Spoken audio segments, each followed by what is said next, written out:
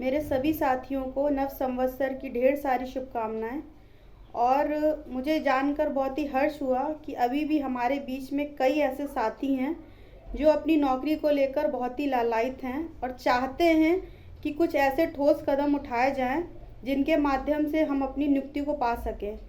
माहौल आप सभी को दिख रहा है, पहले भी वीडियो के माध्यम से बताया गया आप सभी को कि जो भी परिस्थितियां चल रही हैं, प्रयास हर कोई कर रहा है, चाहे वो किसी भी वर्ग का हो, किसी भी मुद्दे से जुड़ा हो, चाहे वो आरक्षण के मुद्दे से जुड़ा हो, चाहे वो 6800 के सीटों के माध्यम से जुड़ा हो, चाहे वो आंसर की वाले हों, चाहे जनरल भाई बहन हो, जो भी हो, हर अभ्यर्थी जो है अपना प्रयास कर रहा है, मगर चीज़ें कुछ भी क्लियर नहीं हो रही हैं। सरकार की तरफ से कोई स्टैंड नहीं लिया जा रहा है।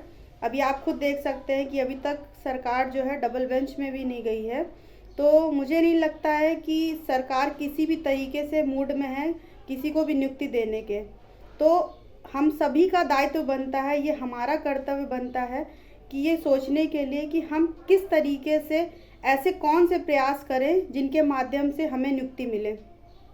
तो कई साथी चाहते हैं कि जो भी है हम संपूर्ण समायोजन की मांग करें। जो हमारा, आप खुद जानते हैं कि जो भी हमारा मुद्दा रहा था 21 जून से जो हमने धरना प्रारंभ किया था पिछले 2021 में, तो उसमें हमारी मांग थी 22,000 सीटों को ऐड करवाने की।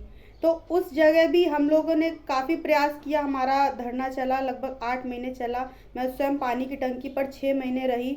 हमारे सभी साथी जो हमारे साथ वहाँ संघर्ष कर रहे थे, उन्होंने भी बहुत सारी हालातों को झेला, इतना अथक प्रयास किया। आप सभी जानते हैं, साथी जेल गए, लाठी डंडे, मतलब जो भी प्रताड़ना झेलनी थी, सारे बहनें तक इतनी ज़्यादा मारी गई, जेल में बंद, जो जेल में साथी बंद थे उन्हें मारा गया, उनके ऊपर कितनी धाराएं चार्ज की गई, बहुत कुछ हो गया। संघर्ष तो बहुत, ऐसा संघर्ष, ऐतिहासिक संघर्ष रहा हमारा जैसा कभी भी लखनऊ की धरती पे हुआ नहीं होगा।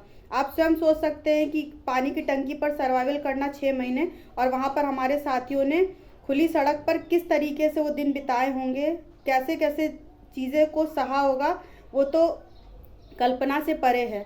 बट हासिल हमें आज तक कुछ नहीं हो पाया। फिर उसके बाद जो भी चीज़ें चल रही हैं, कोर्ट के माध्यम से चल रही हैं, जो भी हो रहा है, बट आप सभी कहते हैं हमसे कि संपूर्ण समायोजन की आप मांग रखिए। और हमारा मुद्दा स्टार्टिंग से आप जानना है 22,000 सीटों को ऐड करवाने के रहा है।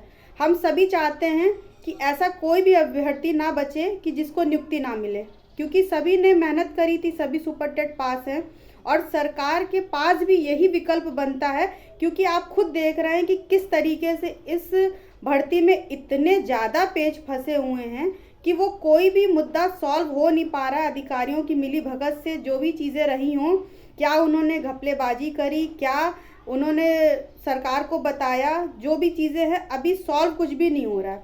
वो कहते हैं कि 69,000 की वैकेंसी फिल हो चुकी है।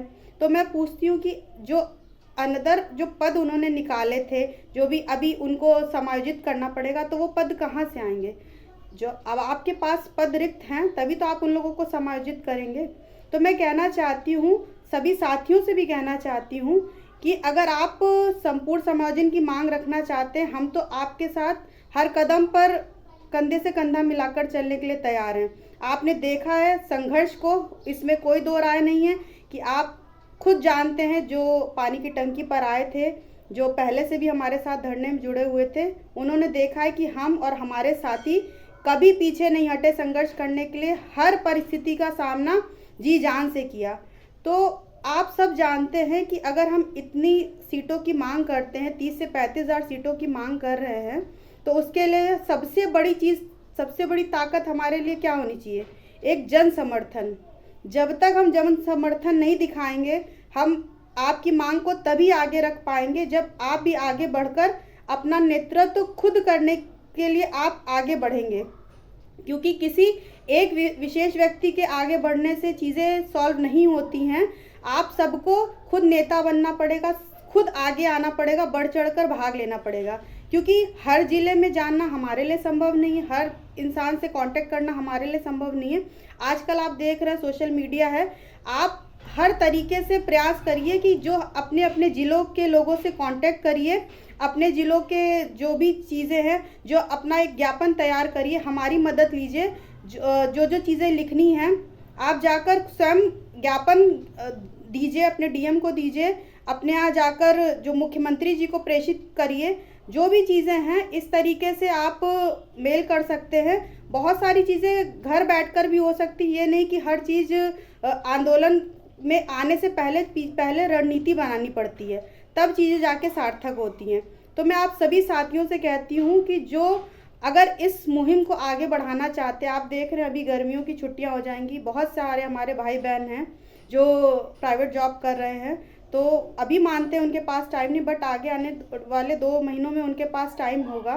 तो पहले मैं चाहती हूँ कि 2 महीने एक ऐसी रणनीति बनाई जाए, रणनीति के तहत कार्य किया जाए, ताकि हमें भी पता चले ऐसे कौन से भाई बहन हैं जो हमारा सपोर्ट करने के लिए आना चाहते हैं आगे। क्योंकि पिछली बार भी आपने देखा था इको गार्डन में मात्र मैं और विवेक द्विवेदी बैठते थे धरना देने के लिए, संपूर्ण समायोजन की ही मांग हमने उठाई थी, और जब हमने महाआंदोलन बुलाया तो मात्र 25 से 30 व्यक्ति वहाँ पर पहुँचे थे, इसलिए हम लोग बहुत हतोत्साहित हो गए।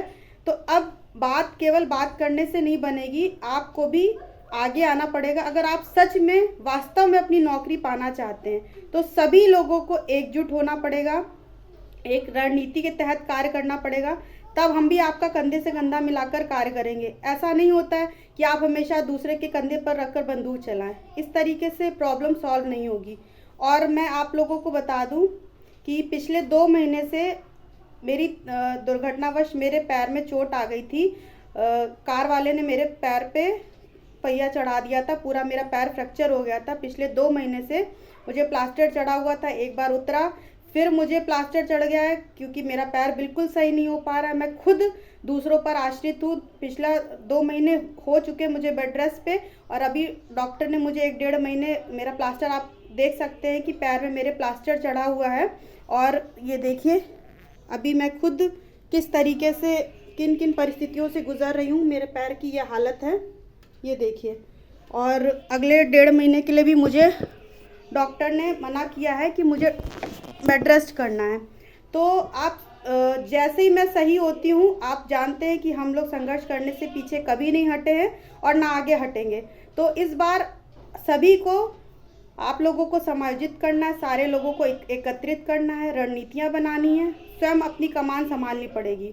और मैं इस तरीके से ये सारी बातें हैं, और मैं सरकार से भी अपील करना चाहती हूँ। आप खुद जान रहे हैं कि जो हम लोगों की एज हो रही है, हम लोगों ने जो कल्याण सिंह जी और राजनाथ सिंह जी के टाइम पर हाई स्कूल और इंटर की परीक्षाएं पास करी हैं, माननीय संदीप सिंह जी से मैं हाथ जोड़कर अपील करना चाहती हूं कि आपके दादाजी के शासनकाल में हम लोग हाई स्कूल इंटर उत्तीर्ण हुए हैं, और आप समझ सकते हैं कि उस समय 17 से 18% का रिजल्ट जाता था। तो उस समय तो हम बहुत खुश होते थे कि हमने बहुत मेहनत से पढ़ाई करी, हम उत्तीर्ण हो गए, वही हमारे लिए बहुत है। बट आपको आगे जो है हमारे लिए बीच में मीडिएटर का काम करना पड़ेगा, मुख्यमंत्री जी तक ये बात पहुंचानी पड़ेगी कि ये बच्चे जो है ओवर एज हो रहे हैं, इनके लिए आगे कोई ऑप्शन नहीं है। अगर आपके पास सीटें हैं तो क्यों नहीं इन बच्चों को समायोजित किया जाता है, क्यों इन लोगों का समायोजन नहीं कर दिया जाता है। आप ये बताइए कि आगे की जो भी वैकेंसी आएगी उसमें नए बच्चों को आप मौका देंगे तो भी तो 60 से 65% ही आप कट ऑफ लगाएंगे, इससे ज़्यादा तो नहीं लगाया जाएगा। तो जब हम लोग उत्तीर्ण बैठे हैं, सुपर टेट पास हैं, ओवर एज हो रहे हैं, हमारी एकेडमिक कम है, तो बताइए हमारा कहाँ से दोष है। हम लोग बीएड डिग्री धारक हैं, ज़्यादा से ज़्यादा बच्चे, और इतने बच्चे अभी बचे हुए 30 से 35 हज़ार से ज़्यादा नहीं होगा। अगर आप सभी बच्चों को समायोजित सरकार कर देती है तो जो ये मुद्दे चल रहे हैं सारे मुद्दे हल हो जाएंगे और सभी लोगों के घर में खुशहाली आएगी। और मैं सरकार से कहना चाहती हूँ कि प्लीज़ सर, हमारी इस पीड़ा को समझने की कोशिश करिए। हमने सर बहुत मेहनत करी है, बहुत आंदोलन कर लिया, बहुत जो जी जान से इस परीक्षा को दिया था, मगर हमें नहीं पता था कि हमारा जो है सिलेक्शन नहीं हो पाएगा। तो बहुत सारे बच्चे जो हमारे साथी हैं वो ओवर एज हो जाएंगे और एकेडमिक हम कभी नहीं सुधार पाएंगे। आप नई वैकेंसी भी देंगे तो हमें मौका नहीं मिल पाएगा। तो कम से कम आपसे हम प्रार्थना करते हैं, पहले भी आपसे गुहार लगाई है, और मैं अपने सभी साथियों से कहना चाहती हूँ इस वीडियो को ज़्यादा से ज़्यादा माध्यम में एक दूसरे को शेयर करिए ताकि हमारी बात सरकार तक पहुंच पाए। आप घर बैठे बस कहते हैं कि संपूर्ण समायोजन होना चाहिए, 22,000 सीटें ऐड होनी चाहिए, ऐसे मुद्दे सॉल्व नहीं होते। इसके लिए प्रयास करना पड़ता है। आप आगे आइए, हम आपके साथ हमेशा खड़े हैं।